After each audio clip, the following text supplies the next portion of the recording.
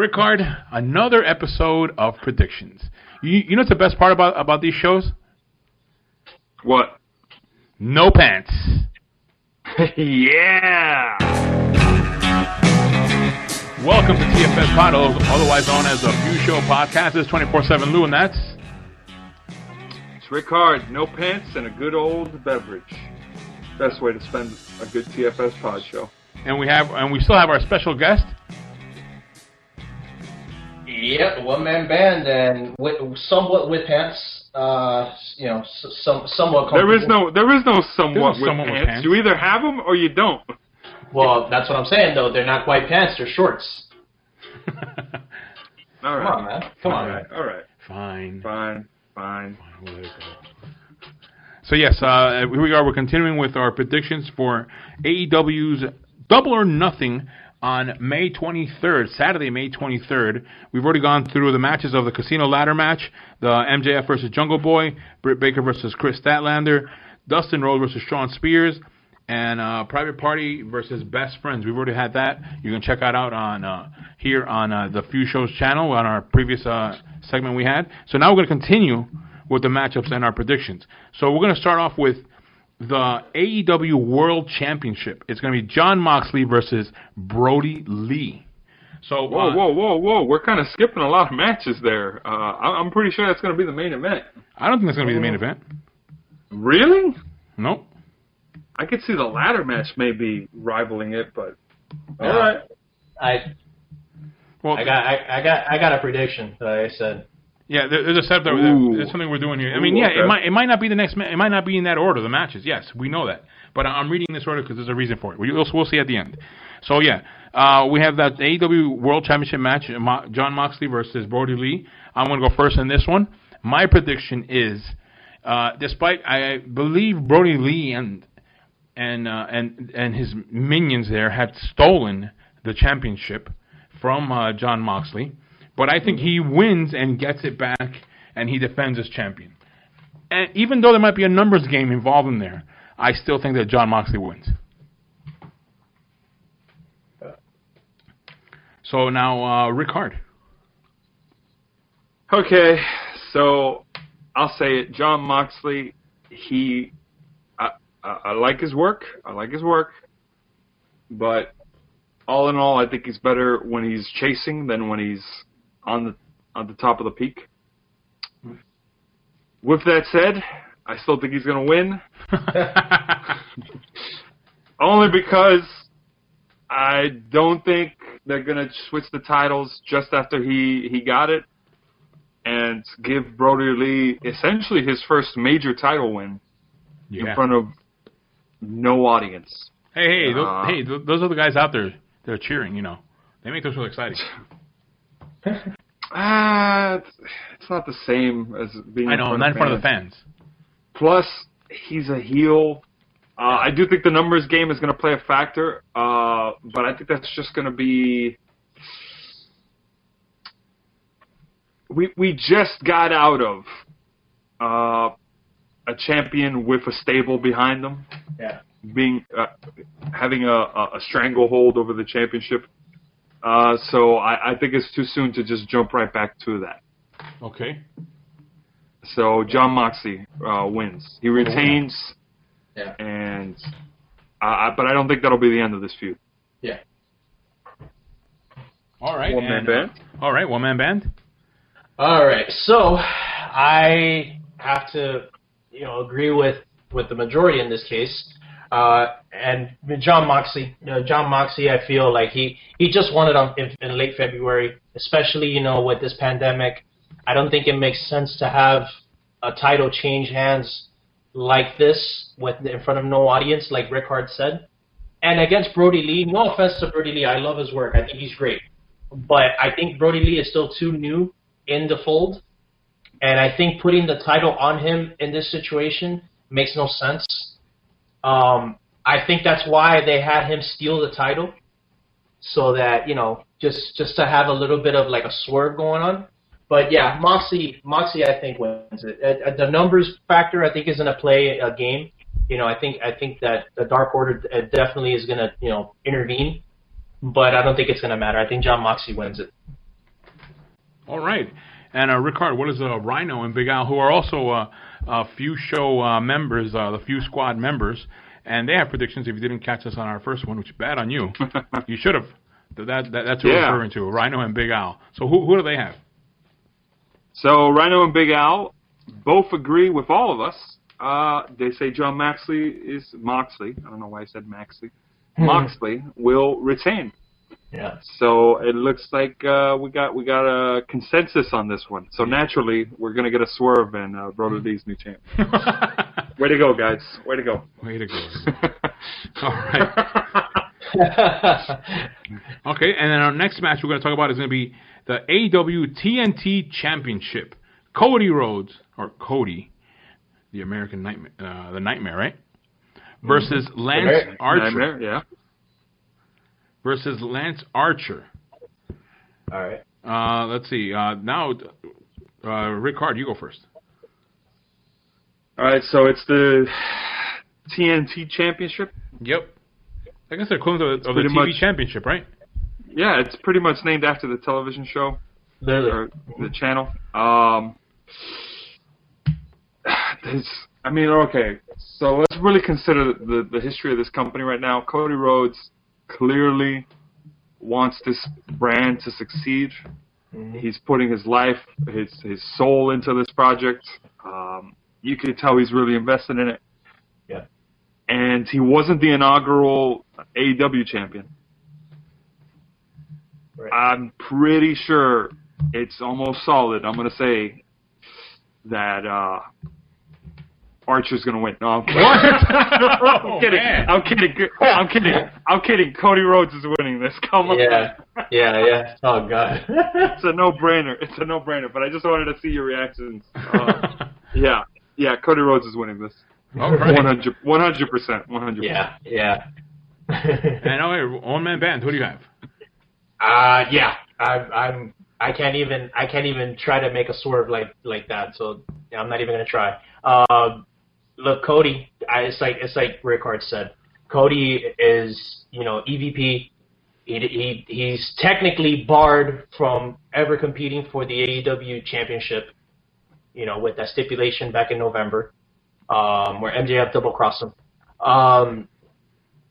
With that, I really believe that Arn Anderson and Jake the Snake may have a play in this because they did have this little table like conversation with each other. Mm-hmm.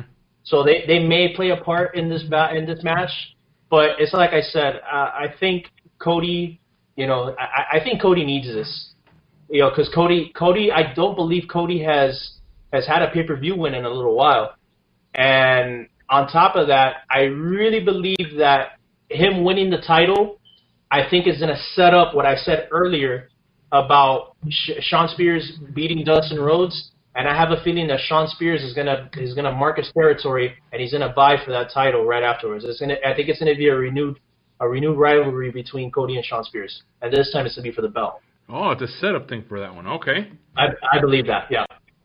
Like, I beat your brother, now I'm gonna beat you. Yeah, that's exactly what I think it is. No, I'm wondering now if you're in those meetings when they're in there. No, I mean, I just like looking at these things. It's interesting. All right, okay, so my turn to pick. I was going to try to swerve, but I'm not going to swerve. I'm just kidding. I'm going with Cody. No, I agree with everything you guys said. You guys said everything I was going to say if I would have thought about it. No, but yeah. But yeah, I do agree with you guys, and actually, I agree with One Man Band, and not with you, Ric-Hard. So I am going to go with Cody. Wow, even though we both agreed to... Wow, okay. I have to win this.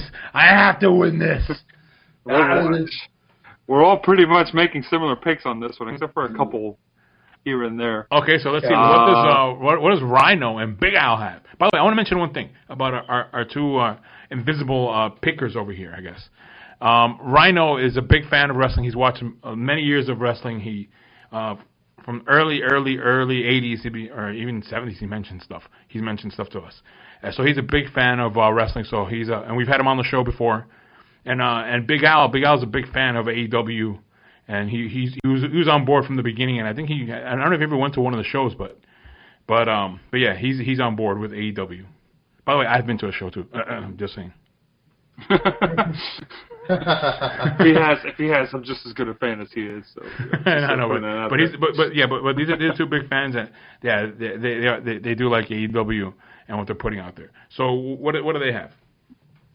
So believe it or not, they were in agreement with us. Cody Rhodes, both of them. Yeah. Oh, so he agreed with One Man Band and me. And me, yeah. He agreed. Oh, yeah. Jesus. It's all set up. Okay, so yeah, okay. It's set up, yeah. So wow, another one. So we're all gonna lose, and Lance Archer's gonna win. And yeah, Cody Rhodes is just gonna be like, all right, now I have to swerve him. Yeah, he's gonna hear this one. He's gonna hear this podcast. Like, oh, really? Okay, moving on to the next. He's match. gonna hear this podcast, mute the moments where you guys are predicting, and listen to me, and then he's gonna be like, I don't like the cut of this guy's jib. Vince listens to him. Anyway, so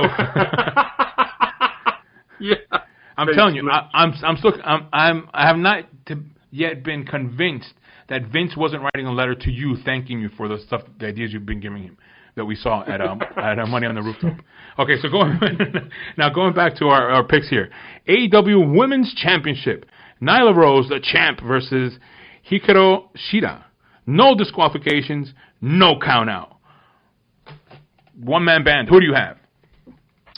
All right. So what I was saying earlier with this whole situation with Statlander and Dr. Britt Baker, I really say that, Nyla Rose and Hikaru Shida. Let me say real quick, Nyla Rose, while I'm not really a fan, I will say Nyla Rose made a funny freaking thing. She did something super funny.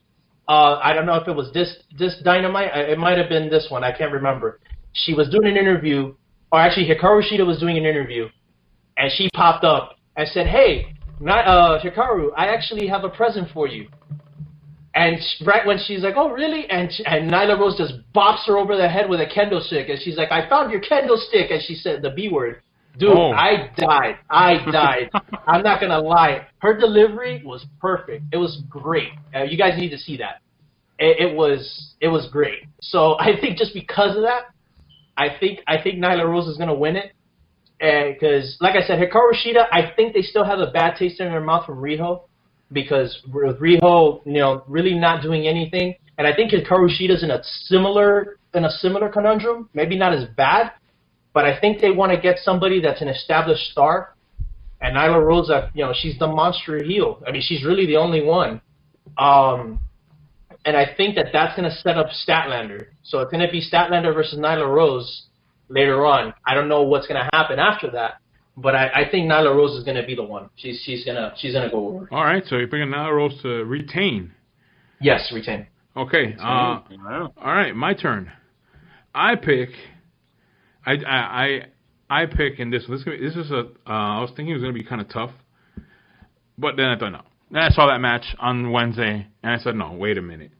I think Nyla Rose is still too dominant, too strong in that division, and I don't see anybody yet defeating her. So yeah, I do think that Nyla Rose retains. Ric-Hard. I'm going to be the one. I'm going to be the one to disagree on this one then. First off, no DQ and no countouts. Anything goes. So you have the potential for pretty much a protected finish, where all you really need to do is. How would I say this? Okay, so she could look unstoppable, but essentially she loses because, I got pushed off a balcony or something. It took that sort of thing to beat me. And then they have a rematch sort of thing. I think they're going to go with Hikaru Shida. Only because they gotta do something. They gotta do something crazy with the women's division. That's what I think. Okay, good. Interesting. And we'll probably and I do agree that I agreed with Chris Statlander winning only because I think they're gonna have Hikaru Shida have a triple threat later on with Nyla Rose and Statlander instead of a rematch just between her and Nyla Rose. Okay. Ooh, I like that. And that'll be the way that you keep Nyla Rose from regaining the title without having her suffer another pinfall after the singles match. That's no disqualification. Okay. All right. And like okay. And what do our good buddies there, Rhino and Big Al have? So here we go. Here's my moment to brag. They copied my pick, and they said Hikaru. They both said Hikaru Shida as new champion. Okay. All right. We're back to that. 3-2. 3-2. Yeah. Oh yeah. All right. Okay. Okay. Next match. We are going to have. It's going to be the Stadium Stampede. It's going to be Matt Hardy and the Elite versus the Inner Circle. So Ric-Hard. Oh, no, actually, no. I go. What am I talking about? I go in this one. Oops. Yeah. You do go, Lou. All right. Here you go. Ball's in your court. I was watching that Go Home show on Wednesday, and it's gonna be a cool match. It's gonna be a cool match. If the building thing that WWE did was okay, and it was kind of funny, I want to see what they're gonna do with the stadium. That's gonna be kind of cool. So in this one, I still think that the Inner Circle is still too strong, and I don't think they're gonna look bad in this one. So I think that they win. As usual. That's my pick. As usual. All right, Ric-Hard, who do you have? Inner Circle with the win. Yep. Just because I can't let you get that point, Lou. You copied my pick, Inner Circle. All day.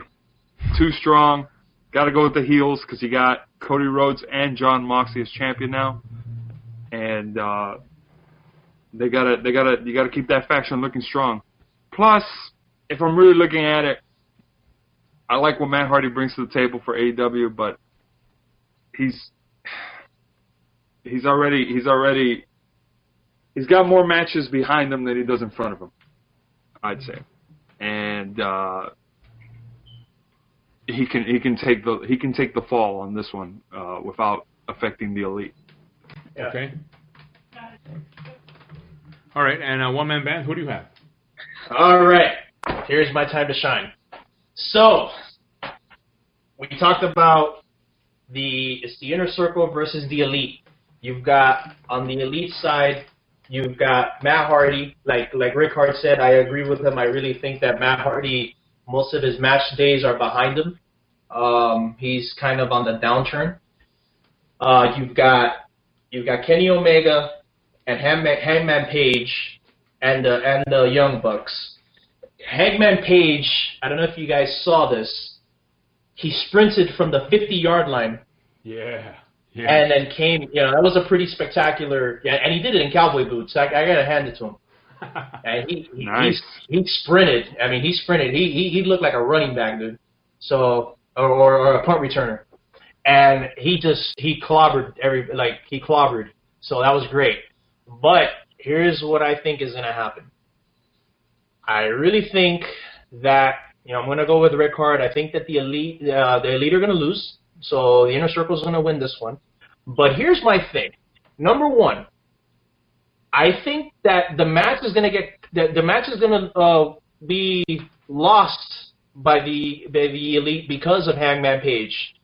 And I say this because if you notice what Hangman Page did at the end, when they had the little pre-stampede, he walked off, and he kind of he was conflicted.